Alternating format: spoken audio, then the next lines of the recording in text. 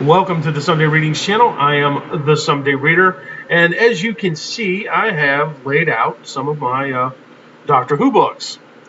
I am a lifelong Doctor Who fan. I have been a fan since about the age of 6, which, for those of you keeping track at home, would be about 40 years. And as you know, as many of you know, some of you may know, the 11th series of Doctor Who recently ended, and it was a dumpster fire of a series, however depending on where you're from. And there are a lot of post-mortem videos out there. Nerdrotic, Patron, SC Review, Bowlestrek. They all have done stellar work in breaking down why this particular series was so abysmal. In fact, there's many others out there, and if I'm not mentioning you specifically, trust me, your work is appreciated. Nameless YouTube grouser of Doctor Who, because frankly, it turned out to be exactly as bad as I thought it was going to be. And my objection, and this is my objection to the 11th season of Doctor Who, is that there was a 13th Doctor. And the thing is, whether it was Jodie Whittaker or anyone else, there is no 13th Doctor. That's my primary objection to it, is that the Doctor ceases to exist with number 12. And there's a reason for this. There's a canon reason for this, and I'm going to bring this up, and and you're probably going to get tired of hearing this, but there's a character called the Valyard, who is the 13th incarnation of the Time Lord, formerly known as the Doctor. And the Valyard is not the Doctor. The Valyard does not go around saving the universe. The Valyard thinks that going around saving the universe is a waste of time and was a waste of his previous 12 lives, in fact. He believes this to such a point that he tries to put an end to the Doctor doing these things in what was called the Trial of a Time Lord, which was part of the Colin Baker run as the Doctor. And he was the prosecutor for the eponymous Trial of a Time Lord, and he basically, his goal was to put an end to the Doctor's travelings, and I guess in some small way extend his own life, because Time Lords only have 13 lives. I don't care what anyone else has told you. I don't care what what's his name, Muppet or Davies or Chibnall or any of those people have tried to sell. Time Lords only have 13 lives. They have 13 lives, and that's it. So the Valyard is the Doctor at sunset, the Doctor's final life, and the Valyard is not going to play the game that the Doctor played before. Not going to sacrifice himself to save the universe and put himself at risk to save the universe. He's just going to enjoy himself. I guess in a way, it's like, hey, I've done my bit for, sentient kind, so I'm going to take a little time off for me. Like this whole life, because it's my last one. So, with that established, enter into, there is no 13th Doctor, as I've stated. So, but the universe needs a Doctor. Now, if the Doctor decides he doesn't want to be the Doctor anymore, what are you going to do? What's the universe going to do? What are we, the viewer, going to do? What's the series going to do? There is a solution. There is a canon solution to solving the problem of basically the Doctor no longer being the Doctor and being this character called the Valyard. And that is the Time Lady Romana. Now, if you want to have a female Time Lord, Time Lady, running around in the TARDIS saving the universe, then the Time Lady Romana is your best option. In fact, probably your only option. The Time Lady Romana traveled with the Doctor during, originally in the Tom Baker era, with the Key to Time series. And subsequent other series following that, following those serials. And Romana, or Fred, she has a very, very long name, which I can't recall off the top of my head. But Romana 1, Romana 2 are everything that these supposed woke BBC and their staff want in a female character. She is a legitimate peer to the Doctor, and she is every bit as smart. She is every bit as fearless, every bit as intimidating, every bit as intelligent, and maybe a little bit more because she graduated higher at the academy than he did, which is pointed out in their first encounter. And she is a character that has been roundly ignored by modern Doctor Who. Why, I don't know. I would be interested to know why. Probably one of the best characters, definitely one of the best characters in the entire series in the entire history of Doctor Who, and one of the best female characters in science fiction in general, was roundly ignored by everyone, basically everyone associated with New Who.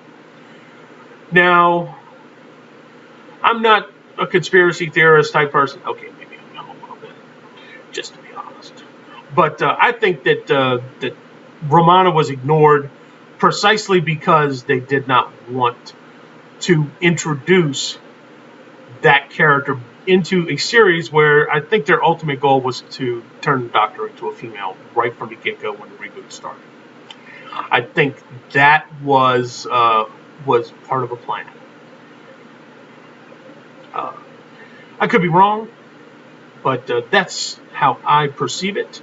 I think that was part of the game right from the get-go, which is why the Time Lady Romana, who would have made it kind of difficult to justify creating a female Doctor, if she had been acknowledged as existing, had been there. But anyway, as I said, you have the Doctor who has ceased to be the Doctor. He's now the character, the Valeyard. Doesn't want anything to do with saving the universe. You have the Time Lady Romana, who traveled with the Doctor and knows what the Doctor does and understands the service that the Doctor provides to the universe, and is also a great friend of the Doctor, and probably would not want her old friend and colleague to go out as being a selfish ass, basically, that the Valeyard is. So she could quite easily take on the mantle of the Doctor and take it up, and you would have you'd have your female at the TARDIS console, who would be the Doctor, because there is no other Doctor. And this is not. It doesn't sound. Here's the thing: we have a series where we swap the main actor. For crying out loud, we do. We swapped. I mean, we went from Hartnell to Troughton. We did that.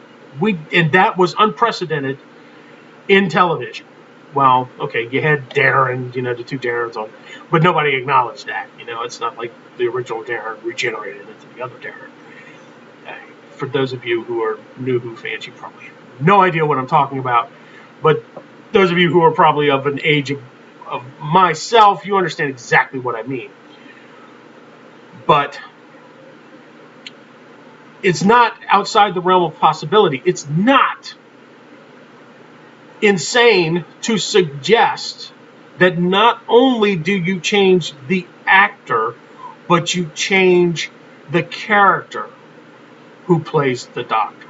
That you take the Doctor that we know and love, who's no longer the Doctor, and bring in another Time Lord or Time Lady to take over the mantle, because someone has to do it. And in this way, you respect the series canon, because yes, there is the Doctor turns into the Valyard and ceases to be the Doctor, but you have a Doctor. Now, granted, of course, it's not the original Doctor, but it is, or the original the Doctor, but there is a Doctor. There is the Doctor. The Doctor still exists, which means you could have, Romana carrying on the mantle of the Doctor, being the Doctor, and you don't need to have all of the, God help us, we could have better writers who actually understand science fiction and understand Doctor Who writing it. And it would not have been a giant kick in the teeth to people like myself who've been fans of the series for decades. And it would also move the series forward. You could have your female Doctor. And the thing is that by doing that, by just acknowledging the fact that the original Time Lord, known as the Doctor, has moved on, and is in the position of, shuffling off that semi-immortal coil and moving forward with someone else taking up the mantle, another Time Lord or Time Lady taking up the mantle, you can now have your female Doctor. You could have your Idris Elba or whatever as a Doctor eventually, or that sort of thing. You could have a Doctor who could cover all of the bases of your diversity checklist without taking a huge dump on everything that came before it. You would add something to it, but you would not completely destroy something that other people have spent 55 years building. And that in that way, it's a little bit more, I think it's a little bit more imaginative, a little bit more intelligent than what we were presented with. It may have provided a springboard for much more interesting stories and tales. But that's not what they're interested in doing, apparently. So on that note, I'm going to end. If you like this video, please like, share, and subscribe. And I do recommend that you go out and you search out Nerdrotic, SC Review, Bowlestrek, Patron, and basically everyone else who has put in a lot of work in dissecting the disaster that was season 11 of the rebooted Doctor Who. Because, quite frankly, Doctor Who is dead. It's over and done with now. I mean, they've killed it. Even if they fixed it, I'm not going to go back, because they've simply, I don't know. I mean, they've shown me what they really think of me and everyone else who helped to keep this show alive and to build it up into what it is today, or was. Let me rephrase. And they've shown me that they don't care about me, so I don't really care about them. But please like, subscribe, share this video if you want. Ignore it. But other than that, have a Merry Christmas, Happy Holidays, a Happy New Year, and